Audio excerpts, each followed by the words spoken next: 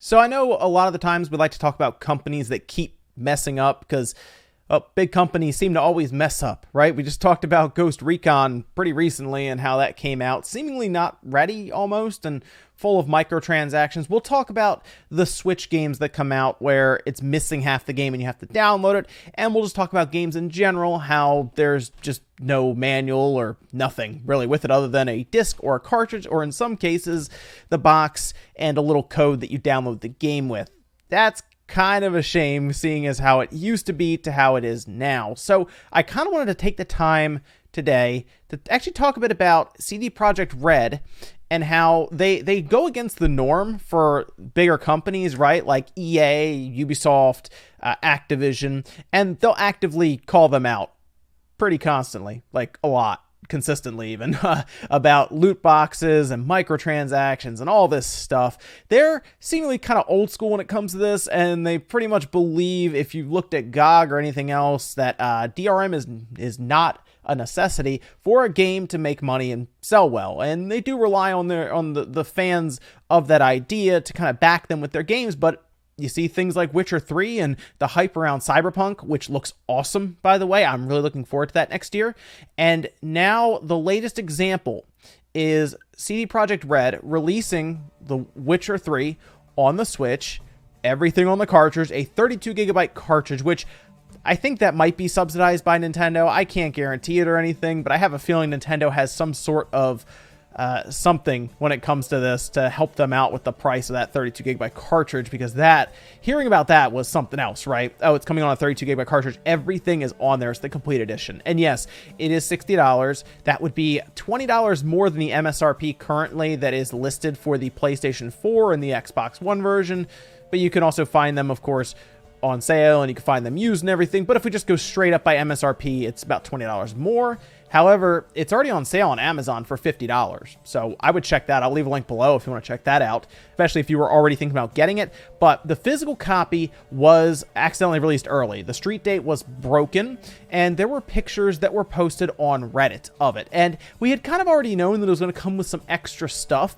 But when I saw it kind of laid out, like in front of me, I was a little surprised, because it is quite a bit of stuff. And I wanted to kind of show you a little bit of this. This was actually the picture that was posted up on Reddit.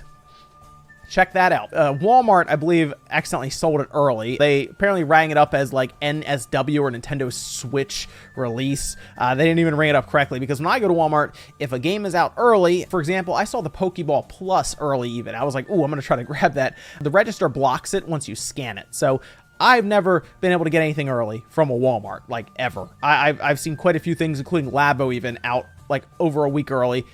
Could not get it. But hey, some Walmarts, I guess, just put it through the register and send it out. This is the Witcher 3 on the Switch.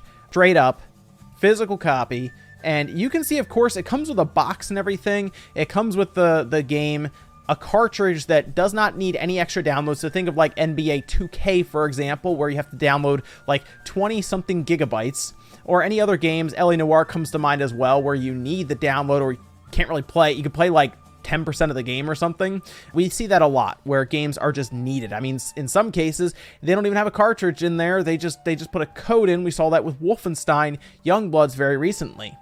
So to see this, a very old school mentality approach where they give you the cartridge, 32 gigabyte cartridge, by the way, I think is subsidized by Nintendo, like I said, so it's probably not all CD Projekt Red paying for a very expensive cartridge, still including everything there, and then on top of that, adding all of this stuff. Now, looking at it, I believe we have stickers, we have a map, we have a compendium, and then something else there. I'm not really sure what that is, because when I looked at the what's supposed to come with it, I only saw those three things, I believe, listed. And then, of course, they point out the cartridge. They keep pointing out the cartridge. 32 gigabyte cartridge, everything on it.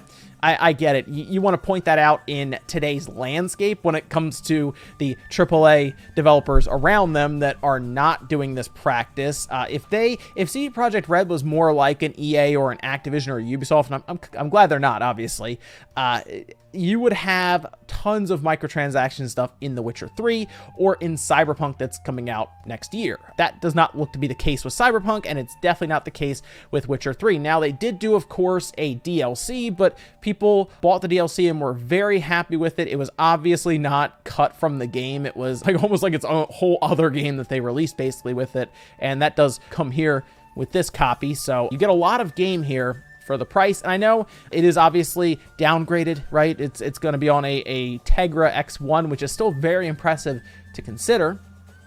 But if you want the high fidelity version of it, I would buy it on PC and make sure you have a good video card, because even the Xbox One and the PS4 versions are, they're not great. I have it on the PS4, even the PS4 Pro, like, just struggles. It tries to take off, the fan goes crazy. I do also want to say this is not the first time that CD Projekt Red has done something like this. They did something very similar to this with the PlayStation 4 version. So they're continuing to kind of do this. In fact, if we take a look back during the release, we can actually see this is an article written back then saying that The Witcher 3 Wild Hunt's physical package puts all other games to shame. See, the only other place I really see a lot of this are with smaller games, indie developers who are like excited to put their stuff out physically, right? It's not like that with big AAA companies, obviously, because it's pushing the game out as cheap as they can to then get money back, to then go on to the next year. I'm specifically talking about sports titles, and then do it kind of all over again. It's just, there's not as much, I feel like there's just not as much care put in these games as there used to be back in the day. I'm talking like way back when you get like full-on manuals, and you probably even get some really cool reverse cover art, all kinds of neat stuff thrown in there. You get spines in series that were pre-planned that would form like an image on the just more thought and care put into these things. And outside of special editions that you spend hundreds of dollars on, you just don't really see it. So when I saw that with the whole CD Projekt Red and Witcher 3, I was like, oh, this is really neat. I like to see that. And I'm looking to see if I can end up with a review copy early so I can just take a look at the game and see how the game plays and everything.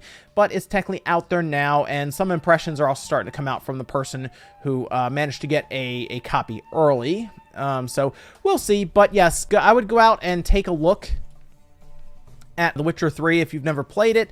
I understand that some people just, the best way they can play games right now is on the Switch, just with their lifestyle. I still need to see how it plays and everything before I can recommend it in that form, but The Witcher 3 is a fantastic game. I think most people who have played it will tell you that, and it is impressive to see it running on what is essentially a tablet, and I'm going to be curious to see Cyberpunk as well. Maybe they do something similar like this. I think with The Witcher 3, if I remember right when I got it, I think there was even like a thank you note in there, which was really cool. So we'll look forward to Cyberpunk as well, and I'll be curious what that physical packaging comes with, but yes, a 32GB cartridge, all of this extra stuff, a box and everything. Great for, this is the standard edition, by the way. Like, it's not a special, this is standard. If you go and you pick it up physically, this is what you get. Very, very cool for old school people like me who like getting little extra things with their games. Let me know what you guys think about this down below, with The Witcher 3 getting a bunch of extra stuff while we see games like NBA 2K, for example, getting nothing but an 8GB cartridge and a full 20-something gigabyte download and a case. That's about it. Thanks, guys, for watching. Make sure you like the video if you enjoyed it, dislike it if not, and I'll see you next time.